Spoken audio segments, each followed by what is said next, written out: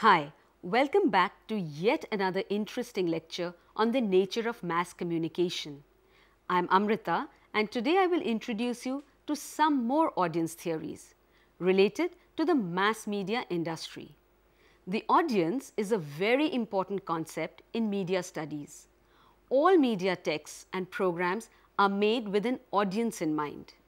We are speaking here about that particular group of people who will finally receive the media text and make some sort of sense of it. Therefore, it is important to understand what happens when an audience meets a media message. This message could be in the form of a TV program or through the print media or even through the new media channels. In fact, audience theory is the preliminary exercise for many media studies. Whether you are constructing a TV program or analyzing one, you will need to consider the destination of that program. In other words, study its target audience and how that particular audience will receive, read and respond to your program. Over the course of the past century or so, media analysts have developed several effective models, like theoretical explanations of how humans ingest the information transmitted by media and how this may or may not influence their behavior. In fact, the effects theory is still a very hotly debated area of media and psychology research, as no one is able to come up with indisputable evidence that audiences will always react to media content in any one way or another. There is definitely no one particular theory that can predict audience behavior. Once the magic bullet theory or the hypodermic needle theory, which we have explored in previous lessons, was seen to be not so accurate, researchers began to propose alternative theories and design experiments to test them out. This led to the creation of new research methods and to a sizable growth in the study of mass communication. The limited effects model, a straight fallout of the magic bullet theory, preaches that the media rarely has any direct influence upon individuals. Most people are secluded from direct manipulation because of their individual differences and because of their group memberships or relationships. Hence, their individualistic characters do not believe everything they read, hear or watch. This assumption reverses, if not totally contradicts, the assumption of mass society theory that supposes that people are isolated and thus vulnerable from direct manipulation. The post-stimuli response theory confirms this. The individual differences perspective argues that because people vary greatly in their psychological compositions and because they have different perceptions of things, media influence differs from person to person. More specifically, media messages contain particular stimulus attributes that have a different reaction with different personality characteristics of members of the audience. In other words, people imbibe attitude, values and beliefs in the context of experience, and this results in differences in the way they understand and perceive media messages. The social category perspective assumes that members of a given social category will respond to media stimuli in more or less uniform ways. In other words, people with similar backgrounds, example age, gender, income level and religious affiliations, will have similar reactions to that particular exposure. The social relations perspective maintains that people's reaction to media messages is modified by their informal social relationships with significant others like relations, friends, social groups, and so on. The era of scientific perspective, besides spawning the limited effects model, also created awareness about the two-step flow of media influence. It alleged that media cannot influence people if the opinion leaders who guide them are not influenced by its messages. As with most theories now applied to media and advertising, the two-step flow of communication was first identified in a field somewhat removed from communications. It was discovered from the field of sociology. In 1948, Paul Lazarsfeld, Bernard Berelson and Hazel Godet published The People's Choice, a paper analyzing the voters' decision-making processes during a 1940 presidential election campaign. The study revealed evidences suggesting that the flow of mass communication is less direct than previously supposed.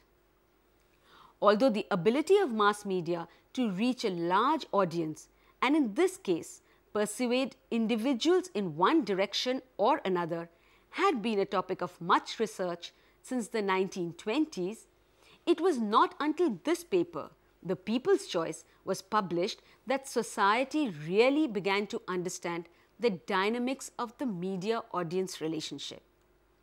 The study suggested that communication from the mass media first reaches opinion leaders who subsequently filter the information they gather and pass it on to their associates, whom they can easily influence. This was in contrast to previous theories which assumed that media directly reached the target of the information. For the researching theorists, the opinion leader theory proved an interesting discovery, considering the relationship between media and its target was not the focus of the research, but instead a small aspect of the study. Post the study, Paul Lazarsfeld and other theorists suggested that ideas often flow from radio and print to the opinion leaders and from them to the less active sections of the population. People tend to be much more affected in their decision-making process by face-to-face encounters with influential peers than by the mass media messages. These studies resulted in the conclusion that one-to-one personal communication is much more important to the decision-making process, whereby people form and change their opinions than the content of mass media messages. Research studies conducted to test this hypothesis did find that certain members of the audience were opinion leaders. Katz and Lazarsfeld reported that opinion leaders existed at all levels of the society and that the flow of their influence tended to be horizontal rather than vertical. Opinion leaders influenced people like themselves rather than those above or below them in the social order. However, opinion leaders differed from their followers in many of their personal attributes. They were more gregarious, used the media more to form their opinions, and were more socially active. Nevertheless, they shared the same social status with their followers. A study by Robert Mayton further revealed that opinion leadership is not a general characteristic of a person, but rather limited to specific issues. Individuals who act as opinion leaders on one issue may not be considered influential in regard to other issues. A later study directed by Lazarsfeld and Katz further investigated the characteristics of opinion leaders. While this study reconfirmed the earlier assertion that personal influence seems more important in decision making than media circulated messages, it also confirmed that most influential individuals seem constrained in their opinion leading to particular topics. They limited their opinions to only those topics that catered to their own interest areas.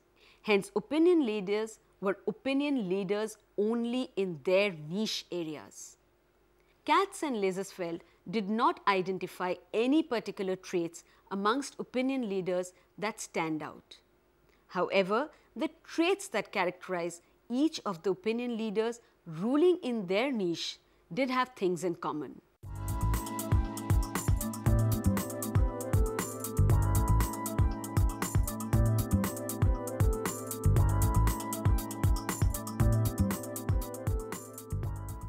For one thing, the opinion leaders were identified as having the strongest interest in their particular niche.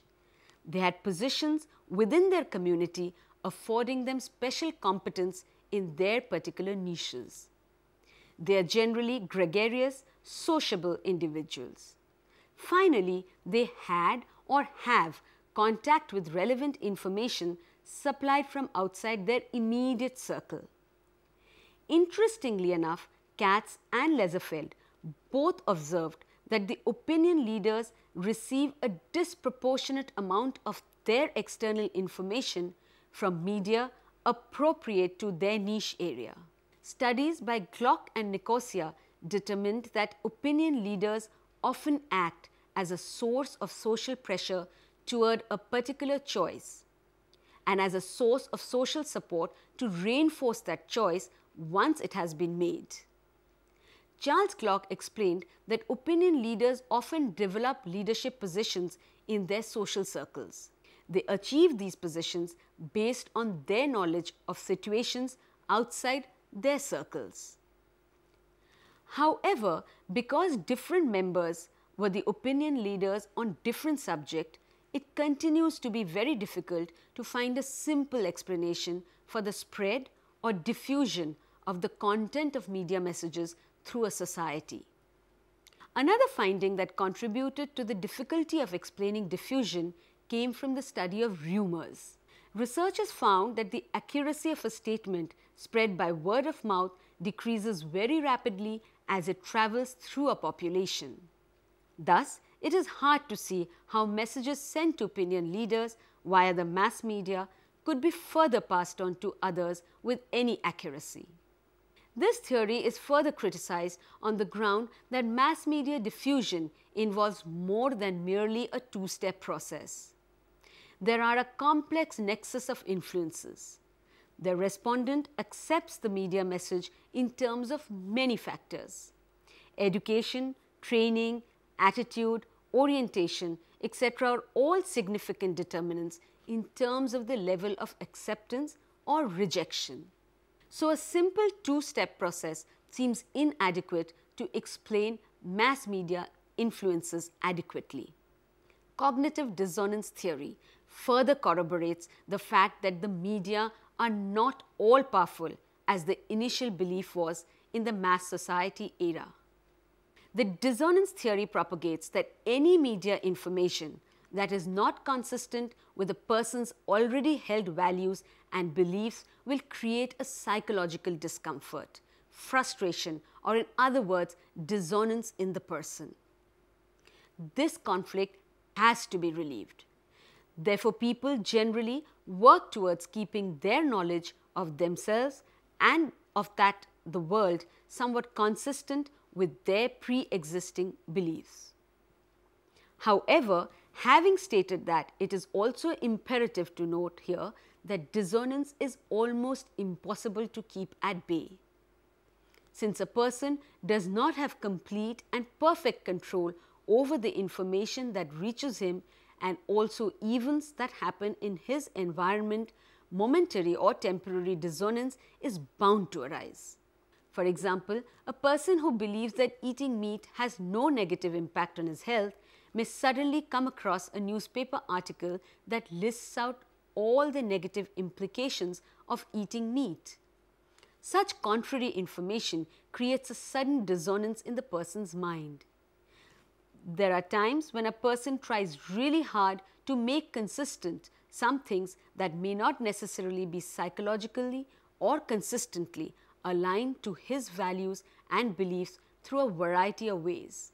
Leon Festinger, the author of the cognitive dissonance theory, writes, "The existence of dissonance, being psychologically uncomfortable, will motivate the person to try and reduce the dissonance and achieve consonance. Also, normally when dissonance is present, in addition to trying and reducing it, the person will actively avoid situations and information which could increase the dissonance. In other words, if a person knows various things that are not psychologically consistent with one another, he will, in a variety of ways, try to make them more consistent. In an effort to release his frustration, he will try to reconcile to these messages in some way or another. Collectively, these ways have become known as the selective process. Some psychologists see selective process as a defense mechanism that we regularly use to protect ourselves and our egos from information that would otherwise threaten us. Joseph Clapper, in his book The Effects of Mass Communication, published in 1960, stated that mass communication does not influence people but just reinforce people's predisposition. Mass communication just plays the role of a mediator in persuasive communication. But people choose the information that they want to accept in line with their predisposition and the related process of selective exposure, selective perception, and selective retention. He explains that selective process helps media consumers to cope with the media's content and its impact. Generally, people tend to expose themselves to only those mass communication messages that are in accord with their existing attitudes and interests, while they consciously and unconsciously avoid communications that do not match their interest and understanding. However, in the event of such an exposure to such dissonant communications, they seem often either not to perceive it or they recast and interpret it to fit their existing views. This theory can find its explanation in the Aesop's fable Sour Grapes. We have all read the story. When the fox cannot reach the grapes, he is forced to move away. But he releases his cognitive dissonance by brainwashing his mind into believing that the grapes are sour, and hence it is a good thing he did not get to eat them. Attitude change researchers studied 3 forms of selectivity that people use to release their dissonance. The first form being selective exposure.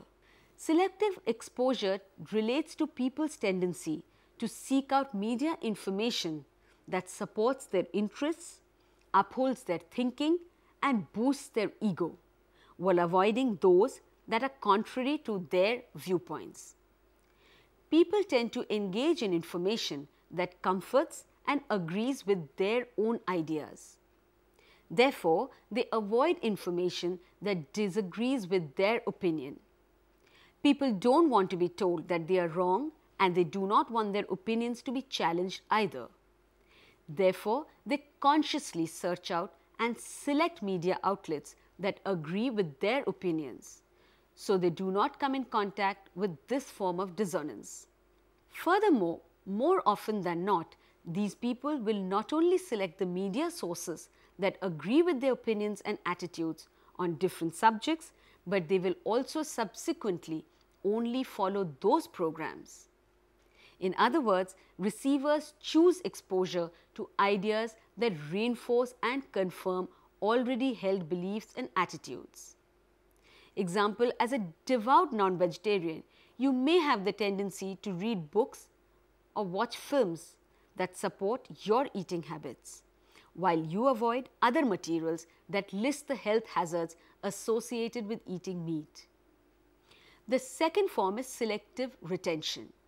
Selective retention is the process by which people tend to remember the best and the longest only that information that is consistent with their awareness and mindsets. Because there is a barrage of information that is bombarding us continuously, we tend to only retain and recall media messages that we feel are important and in accordance with our already held attitudes and interests.